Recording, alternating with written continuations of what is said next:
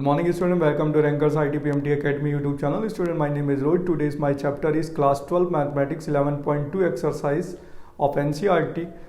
Chapter is the straight line. और इस video lectures में बच्चों हम लोग पढ़ने वाले हैं angle between two lines, vector form and Cartesian form. देखिए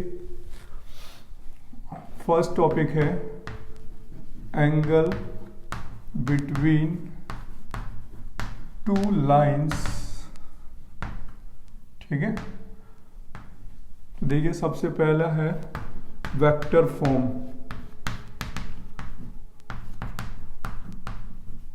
तो देखिए लेट कर लेते हैं two lines are vector equal to a1 vector plus lambda b1. ठीक है, क्वेश्चन नंबर 1.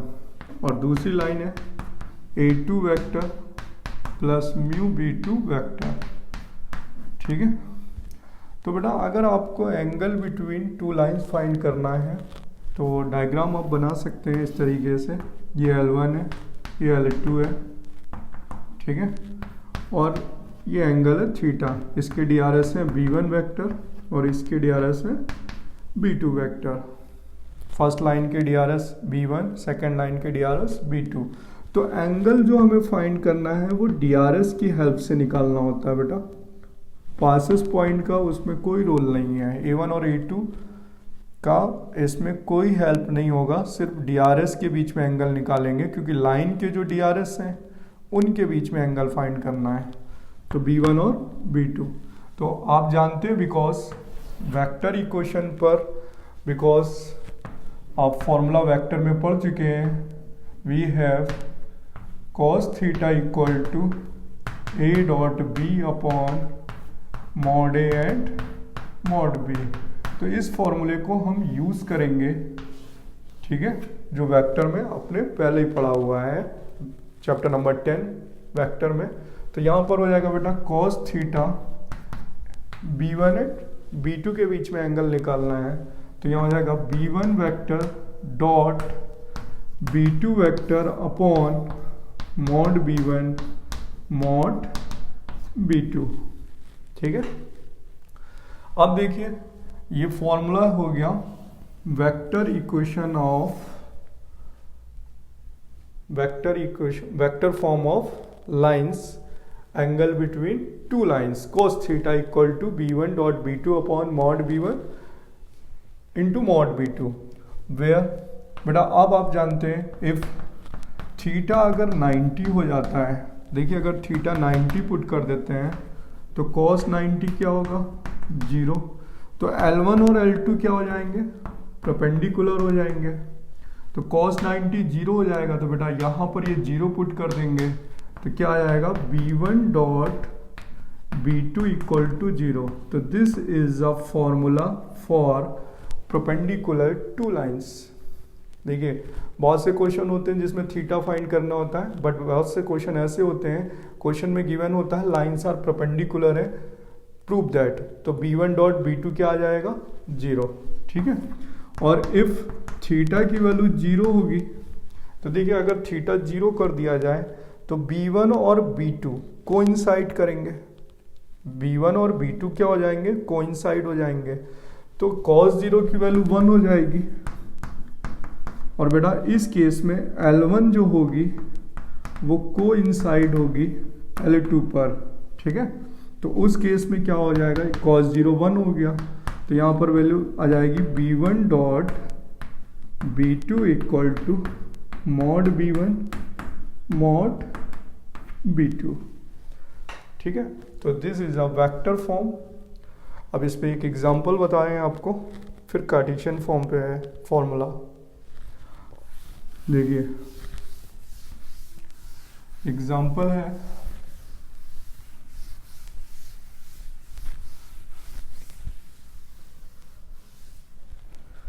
एग्जांपल है NCERT का. बड़ा NCERT का एग्जांपल ले रहा हूँ और क्वेश्चन नंबर है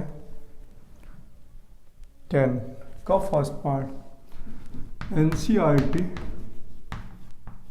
क्वेश्चन नंबर 10 का फर्स्ट पार्ट, ठीक है।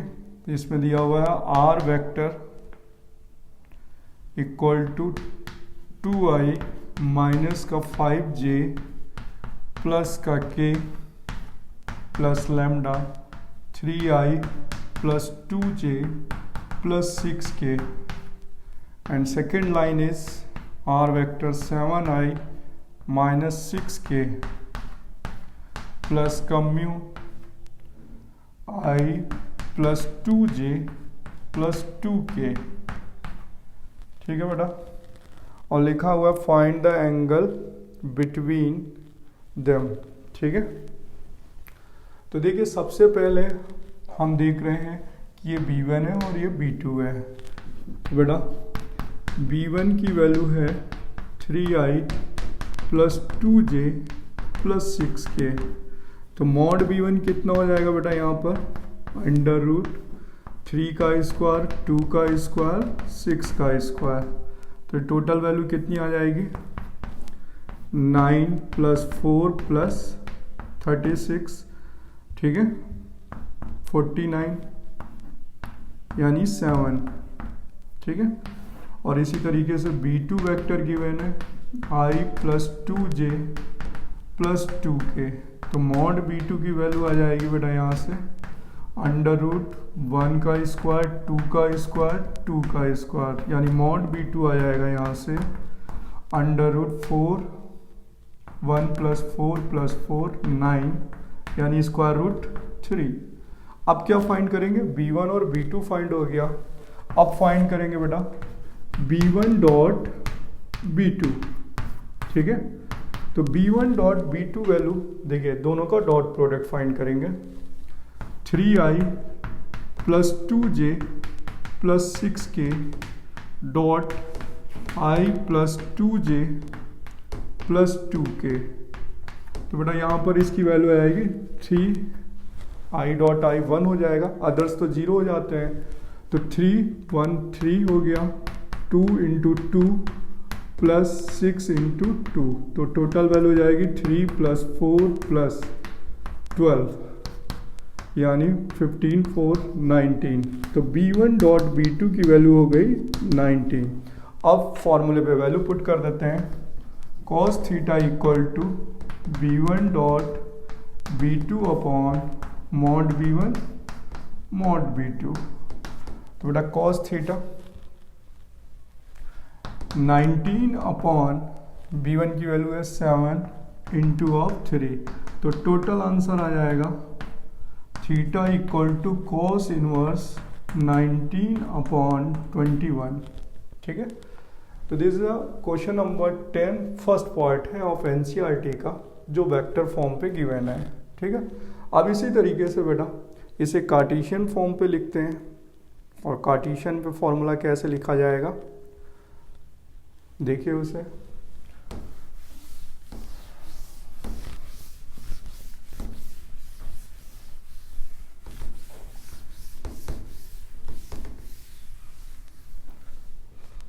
देखिए सेकेंड फॉर्म में angle between two lines in Cartesian form,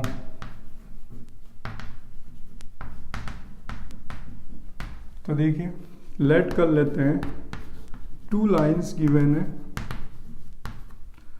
x minus x1 upon a1, यहाँ बेटा L1 भी हो जाता है क्योंकि यहाँ आप a1 लिखें, y minus y1 upon b1 z minus z1 upon c1, this is a first line, ठीक है।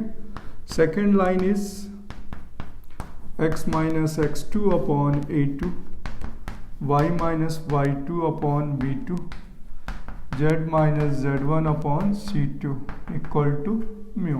तो देखिए टू लाइंस हैं जो कार्टेशियन फॉर्म में गिवन है, तो DRS ऑफ लाइन L1, ठीक है, क्या होगा A1 B1 एंड C1, ठीक है, A1 B1 एंड C1, और DRS ऑफ लाइन L2, ठीक है, वो क्या लिखेंगे A2, B2, C2। वेक्टर में बेटा ये B1 है और वेक्टर में ये B2 है, ठीक है, B1 एंड B2। तो बेटा अब यहाँ पर हेल्प ले लेते हैं वेक्टर फॉर्म से। तो cos थीटा क्या था वेक्टर में, B1 dot B2 upon mod B1 mod B2। अभी मैंने वेक्टर में लिखा था cos theta equal to B1 dot B2 upon mod B1 mod B2। तो बेटा यहाँ पे B1 डॉट B2 की वैल्यू आएगी A1 A2 B1 B2 C1 C2। यहाँ से देखिए ना, इसमें से दोनों का डॉट प्रोडक्ट स्केलर है ना, ये स्केलर डॉट प्रोडक्ट है। तो यहाँ पर वैल्यू आ जाएगी A1 A2 plus B1 B2 plus C1 C2 upon mod B1 square, यानी मॉड B1, इसका स्क्वायर करें मॉड करके तो आप जानते हैं यहाँ पर लिखेंगे under root A1 square plus B1 square plus C1 square, और यहाँ पर आएगा A2 square plus B2 square plus C2 square. तो this is a formula in the cartesian form angle between of two lines. तो देखिए vector में ये वाला फॉर्मूला यूज करेंगे, कार्टेशियन पे ये फॉर्मूला यूज करेंगे। अब देखिए इसमें भी कंडीशन है, इफ थीटा 90 तो cos 90 क्या होगा 0। तो बेटा यहाँ cos 0 0 हो जाएगा, क्रॉस मल्टीप्लाई करेंगे तो क्या आ जाएगा A1 A2 B1 B2 C1 C2 equal to 0। तो लाइंस क्या होंगी इस केस में, परपेंडिकुलर होंगी, ठीक है। तो बेटा बहुत से क्वेश्चंस में यही फॉर्मूला लगता है सेम। देखिए एनसीईआरटी का फर्स्ट क्वेश्चन लिखा है 3 लाइंस के डीआरएस गिवन है और प्रूव करना है म्यूचुअली परपेंडिकुलर है। तो आप फर्स्ट 2 में ये फॉर्मूला लगाएं, देन सेकंड 2 में ये फॉर्मूला लगाएं और फर्स्ट और 3 में ये फॉर्मूला लगाएं। तो A1 A2 B1 B2 C1 C2 की वैल्यू क्या आ जाएगी 0। तो लाइंस आर क्या हो जाएंगी परपेंडिकुलर। देखिए this is a formula for perpendicular lines. अगर आपको कोई भी 2 लाइंस प्रूव करनी है कि वो परपेंडिकुलर है तो आप ये फॉर्मूला कार्टेशियन में चेक करेंगे, और वेक्टर में होता तो B1 डॉट B2 की वैल्यू 0। अगर बेटा वेक्टर से चेंज करना वो चेक करना है तो B1 dot B2 equal to 0 होना चाहिए। कार्टेशियन पे A1 A2 plus B1 B2 C1 C2 0 होना चाहिए। और इफ थीटा की वैल्यू 0 है तो cos 0 की वैल्यू 1 हो जाएगी। इस केस में लाइन L1 एंड L2 क्या होंगी, कोइंसाइड करेंगे बेटा। कोइंसाइड का मतलब होता है ओवरलैप करेंगे। जब थीटा क्या होगा 0, तो उस केस में आएगा A1 upon A2 B1 upon B2 C1 upon C2, यानी जो DRS होंगे वो डायरेक्टली प्रोपोर्शनल होंगे, बिकॉज लाइंस क्या होंगी कोइंसिडेंट करेंगी। कोइंसिडेंट यानी ओवरलैप करेंगी तो DRS क्या होंगे, उनका रेशियो क्या होगा सेम होगा। तो देखिए यह है Cartesian formula angle between of 2 lines. अब एग्जांपल देखिए पहले।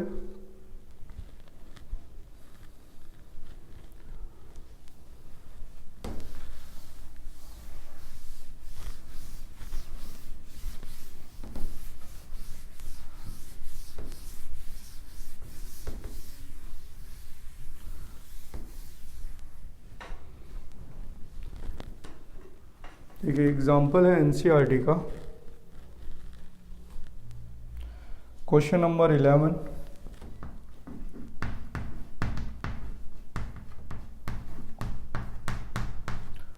और फर्स्ट पार्ट है x minus 2 upon 2 y minus 1 upon 5 z plus 3 upon minus 3, ठीक है। क्वेश्चन नंबर 1 है x plus 2 upon minus 1 y minus 4 upon 8 z minus 5 upon 4। Question number 2, find the angle between, ठीक है। तो आप फॉर्मूला देखिए, सबसे पहले ये चेक करना होता है क्या लाइंस स्टैंडर्ड फॉर्म में है कि नहीं है। x minus x1 upon a1 सारी फॉर्म जो है वो स्टैंडर्ड फॉर्म में लिखा हुआ है। तो अब आपके पास a1 की वैल्यू है 2, ठीक है, b1 की वैल्यू है 5, c1 की वैल्यू है -3। ये डी आर एस हो गए फर्स्ट लाइन के, D R S of line L1 and D R S of line L2 A2, ठीक है। A2 की वैल्यू -1, B2 की वैल्यू 8 और C2 की वैल्यू 4। और सबसे पहले ये चेक करना होता है बेटा ये स्टैंडर्ड फॉर्म में होनी चाहिए x minus x1 upon L, ठीक है। अगर नहीं है तो कभी कभी शिफ्ट करना पड़ता है, इन्हें स्टैंडर्ड फॉर्म में बनाना पड़ता है, ठीक है। अब देखिए हमने फॉर्मूला यूज़ किया cos theta equal to A1 A2 B1 B2 C1 C2 upon under root A1 square B1 square and C1 square and A2 square plus B2 square plus C2 square.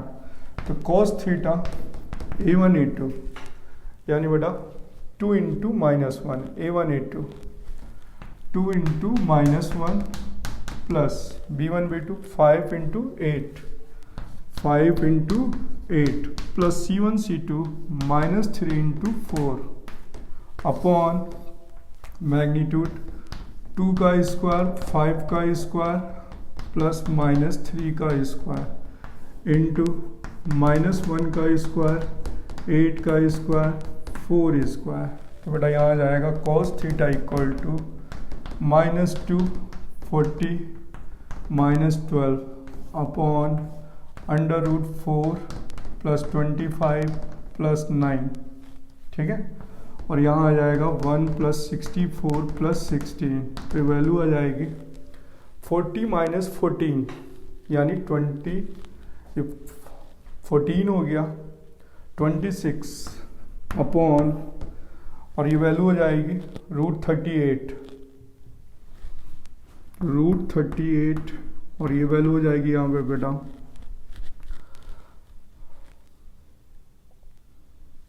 Root 81, ठीक है। 6 4 10 और 11 6 7 81 right. तो वो 9 हो गया और ये total value आ जाएगी cos theta equal to 26 upon 9 root 38, ठीक है। तो थीटा इक्वल टू आ जाएगा cos inverse 26 upon 9 root 38। This is the answer of this question. Cancel होगा नहीं बेटा, तो आंसर दिया हुआ है इसका यस, यही आंसर दिया गया 26 अपॉन रूट 38। अब बेटा जो क्वेश्चन नंबर 12 है इसी का सेम एनसीईआरटी का क्वेश्चन नंबर 12, वो बहुत ही इम्पोर्टेंट क्वेश्चन है, तो उसे करते हैं। देखिए क्वेश्चन नंबर 12,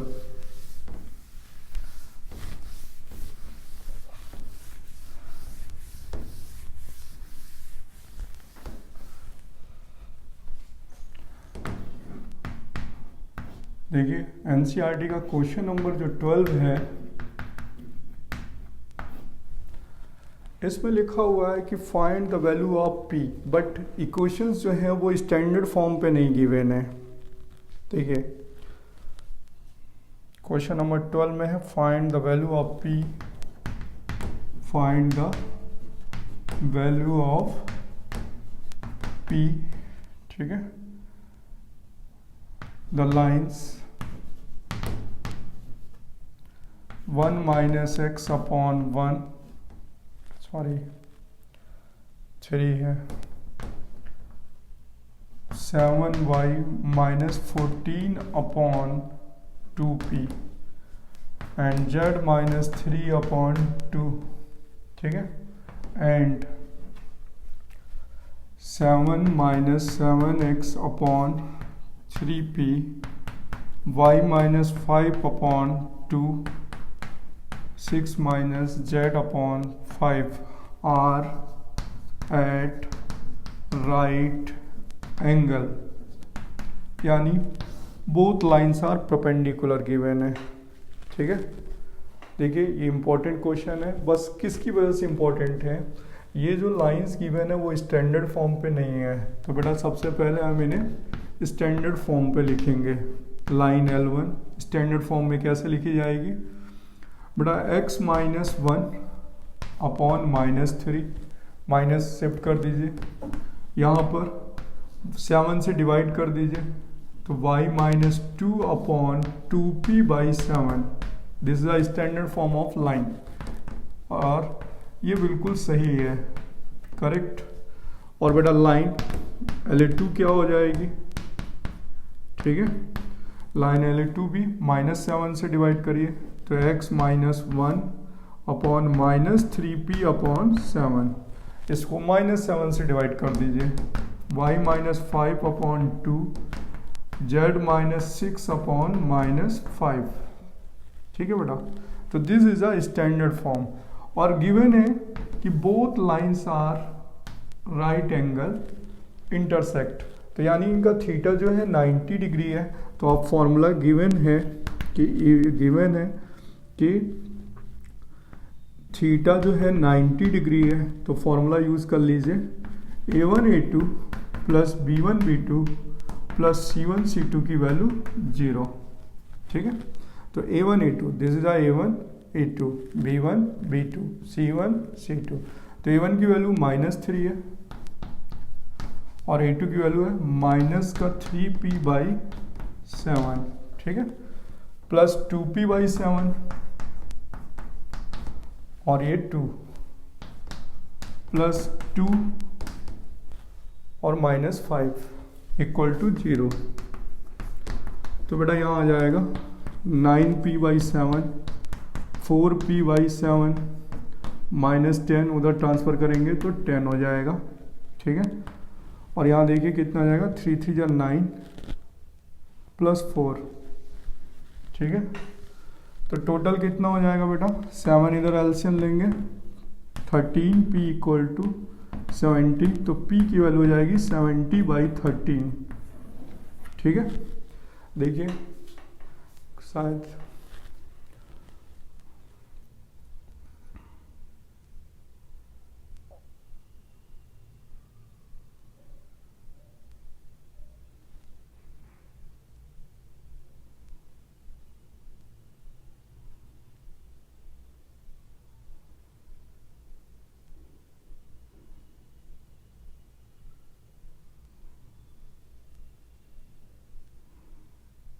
फर्स्ट लाइन है 1 minus x 3, 7y minus 14 2p, z minus 3 upon 2।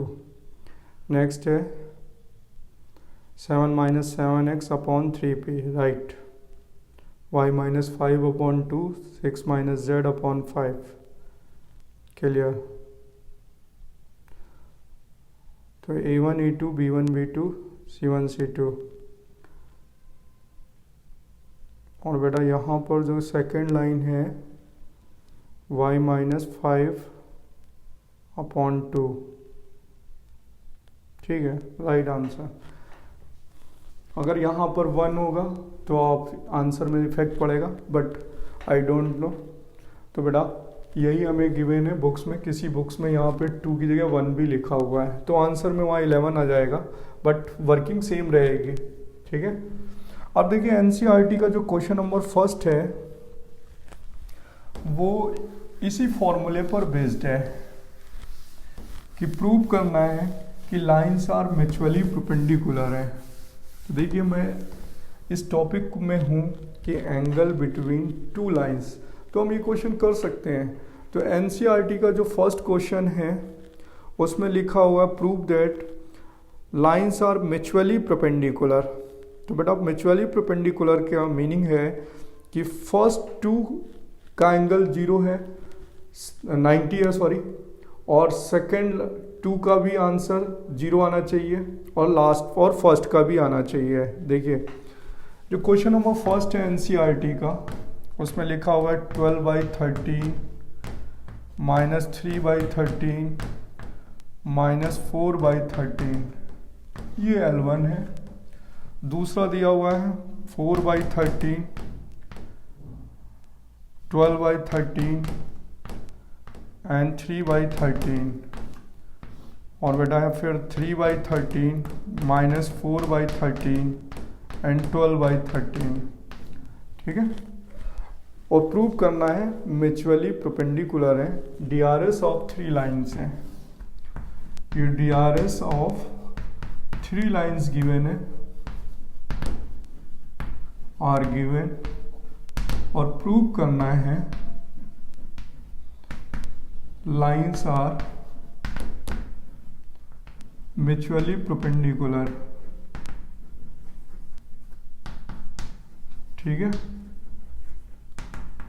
तो बेटा आप कौन सा फॉर्मूला करेंगे, आप पहले फर्स्ट 2 में ले लेंगे, फिर सेकंड 2 में ले लेंगे, फिर फर्स्ट और थर्ड में कौन सा फॉर्मूला यूज करेंगे, A1 A2 B1 B2 C1 C2, और ये वैल्यू क्या आनी चाहिए 0। तो देखिए A1 A2 तो 12/13 into 4/13 plus minus 3/13 into 12/13 plus minus 4/13 into 3/13, तो देखिए बेटा 48, ठीक है, 169 एलसीएम हो जाएगा, 48 माइनस 36 माइनस 12, तो देखिए 0 आ गया। तो इसी तरीके से अभी क्या प्रूव हुआ कि L1 and L2 are perpendicular हैं, इसी तरीके से सिमिलरली आप प्रूव कर लेंगे L1 इज परपेंडिकुलर L2 हो गया, L2 इज परपेंडिकुलर L3 हो जाएगा, और L3 इज परपेंडिकुलर L1। तो ये आप ट्राई कर लीजिएगा और क्वेश्चन सॉल्व हो जाएगा। मैडम मैं नेक्स्ट लेक्चर में आपको बताने वाला हूँ स्क्यू लाइंस, शॉर्टेड डिस्टेंस का फॉर्मूला, स्क्यू लाइंस, कार्टेशियन और वेक्टर एंड कोप्लानर। तो बेटा ये टॉपिक इम्पॉर्टेंट होता है, स्ट्रेट लाइन NCERT से डायरेक्ट कॉन्सेप्ट पूछती है, नहीं तो फिर टफ क्वेश्चन देती है, तो वहाँ पर कंस्ट्रक्शन बेस्ड हो जाते हैं, क्योंकि ये लाइंस जो है वो कंस्ट्रक्शन पे भी बहुत से क्वेश्चन और फॉर्मूला